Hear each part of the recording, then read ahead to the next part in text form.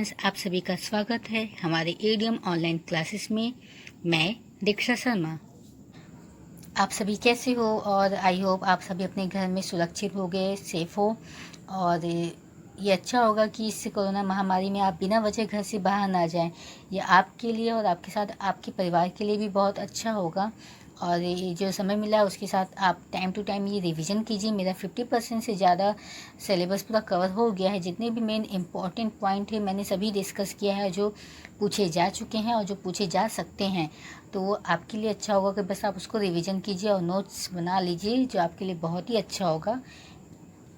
तो आज भी हम अपने ईवीएस एनसीईआरटी के जितने भी मेन इंपॉर्टेंट पॉइंट है उसके बारे में हम डिस्कस करेंगे। उसी को हम कंटिन्यू रखेंगे सीरीज़ को। बिहार के मुजफ्फरपुर ज़िले में बोचहा गांव है। ओके, बोचहा गांव कहाँ है? वो बिहार में है। ये भी एनसीईआरटी में दिया गया है। और ये फेमस क्यों है ये गांव? क्योंकि वहाँ पे लीची के बहुत सारे पेड़ होते हैं। लीची के फूल मधुमक्खी को लुभाते हैं, इसलिए यहाँ लोग मधुमक्खियों को पालकर शहद बनाने का काम करते हैं। तो आप समझ गए कि ये गांव जो है बिहार में, बोचहा गांव, वहाँ ये इसलिए फेमस है क्योंकि वहाँ पे मधुमक्खी का पालन होता है और वहाँ पे लीची के फूल जो कि फैब में खिलते हैं और ये मधुमक्खी को बहुत लुभाते हैं, इसलिए वहाँ पे मधुमक्खी का पालन बहुत ज़्यादा होता है। क्लियर? अब देखिए, अक्टूबर से दिसंबर तक का समय मधुमक्खियों के अंडे देने का होता है। मधुमक्खी पालन शुरू करने का सबसे अच्छा समय यही होता है। क्यों अच्छा होता है? क्योंकि मधुमक्खी इसी महीने अक्टूबर से दिसंबर तक के समय में अंडे देती हैं। इस महीने में मधुमक्खी पालन शुरू किया जा सकता है। तो ये इम्पोर्टेंस है, एनसीईआरटी में ये भी दिया है। तो क्वेश्चन फ्रेम हो सकते हैं यहाँ से भी कि मधुमक्खी पालन शुरू करने का कौन सा समय सबसे अच्छा होगा? तो अक्टूबर से दिसंबर का समय। ओके, मधुमक्खी पालन के लिए बक्से और चीनी की घोल की आवश्यकता होती है।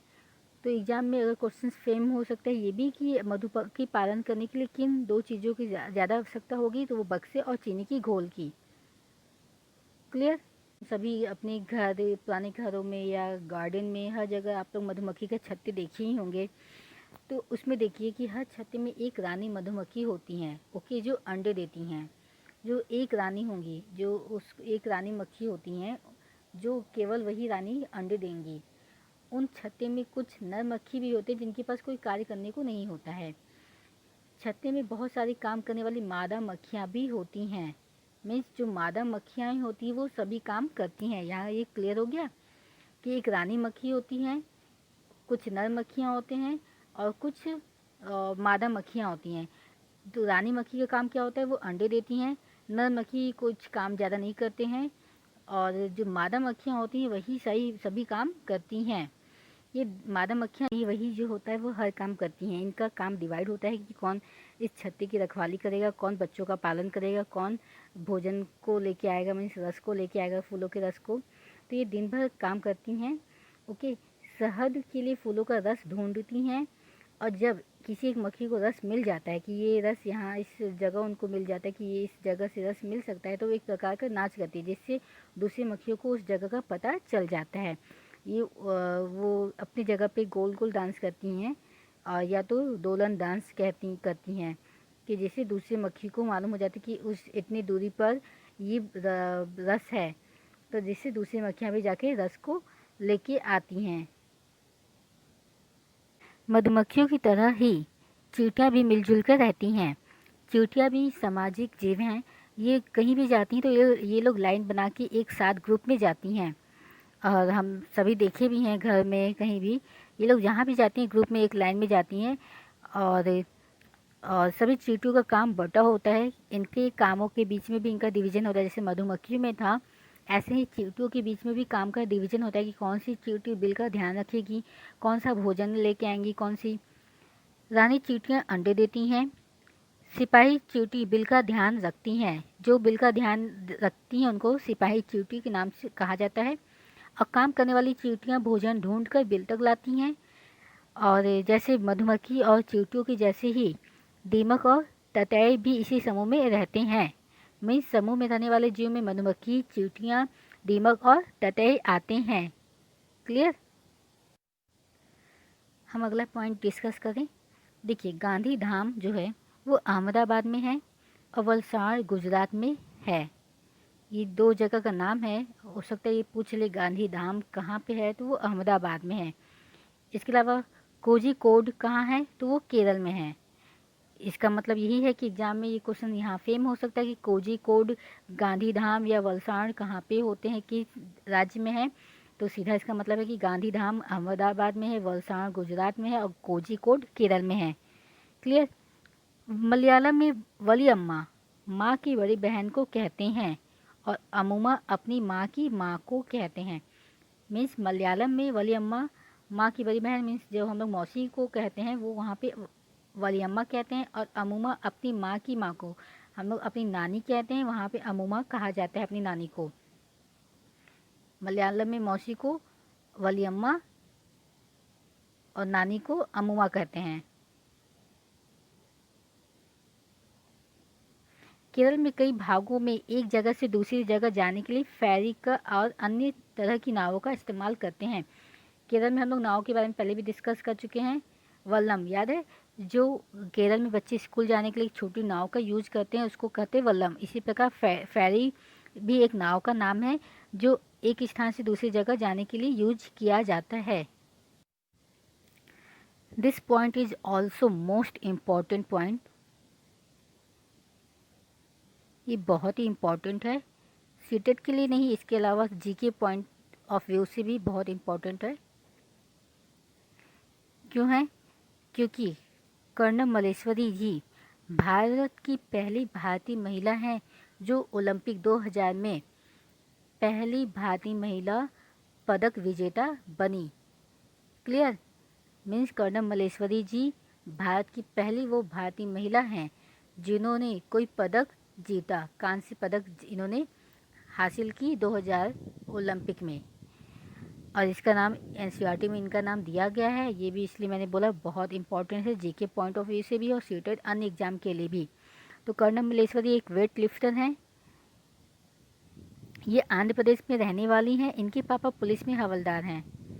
जब ये 12 साल की थी तभी से इन्होंने वज़न उठाने का अभ्यास करने लगी थी।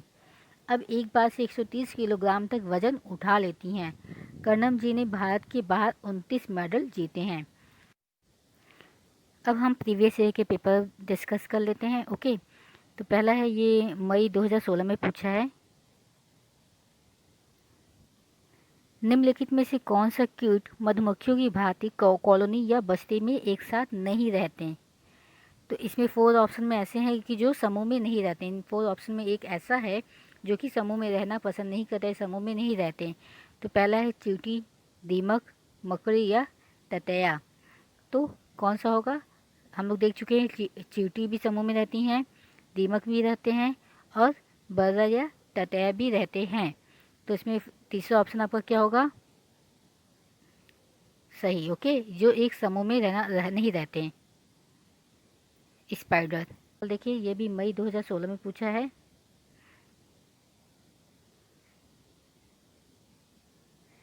प्रत्येक मधुमक्खी के छत्ते में एक रानी मधुमक्खी होती है। कुछ नर मधुमक्खियाँ, बहुत सी श्रमिक मधुमक्खियाँ होती हैं।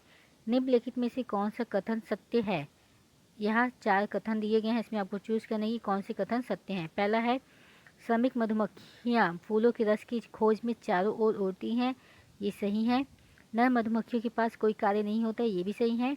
रानी मधुमक्खी अंडे देती हैं, ये भी सही है।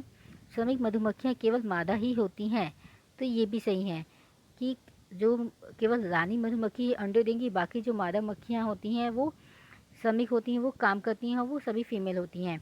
तो हमारा कौन सा ऑप्शन सही है? तो देखिए सेकंड ऑप्शन आपका सही है। इसमें चारों ऑप्शन दिए गए हैं जो सभी सही हैं।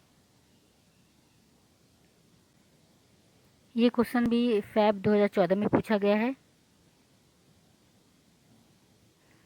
मधुमक्खी पालन के विषय में सही कथन चुनिए। यहाँ भी कथन दिए गए हैं 4, उसमें से आपको चूज़ करने की कौन से कथन सही हैं। तो पहला है, मधुमक्खी पालन शुरू करने का सबसे अच्छा समय जनवरी से मार्च तक का है, नहीं अक्टूबर से दिसंबर तक का होता है। सेकंड है, लीची के फूल मधुमक्खियों को लुभाते हैं, ये सही है। मधुमक्खी पालन और उनके द्वारा उत्पादित शहद को भंडारण मतलब स्टोर करने के लिए बक्सों की आवश्यकता होती है, ये सही है। मधुमक्खियों के लिए मीठा घोल बनाने के लिए चीनी खरीदी जाती है, ये भी सही है।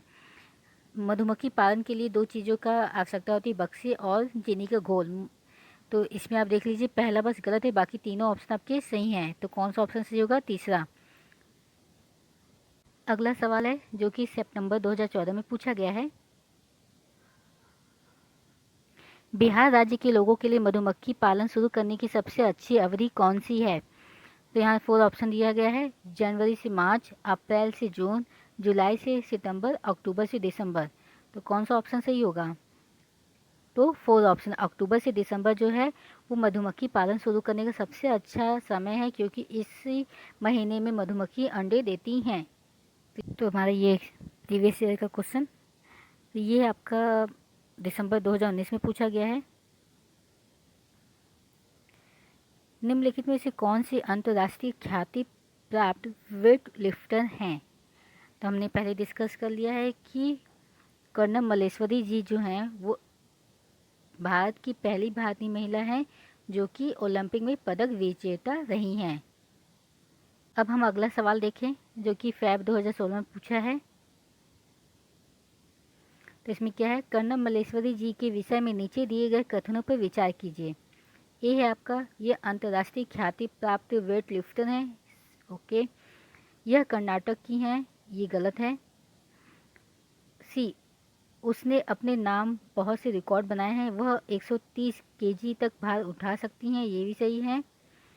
जब वह 12 वर्ष की थी तभी से वह भार उठाने का अभ्यास करने लगी थी, ये भी सही है। ए सी डी आपका तीनों सही है, बी गलत है। तो कौन सा ऑप्शन सही होगा? तो आप देख सकते हो पहला ही ऑप्शन आपका सही है, ए सी डी आपका ऑप्शन सही है। हम लोग ने कई इंपॉर्टेंट पॉइंट पे डिस्कस कर चुके हैं, और प्लीज़ आप लोग साथ में अपना नोट्स बनाते रहिए, उसको साथ में रिवीजन करते रहिए। ये समय बहुत ही अच्छा मिला है आपको, उसका यूटिलाइज़ कीजिए अपने एग्ज़ाम की प्रिपरेशन के लिए। Thank you for watching my video. Be careful, be safe, bye bye.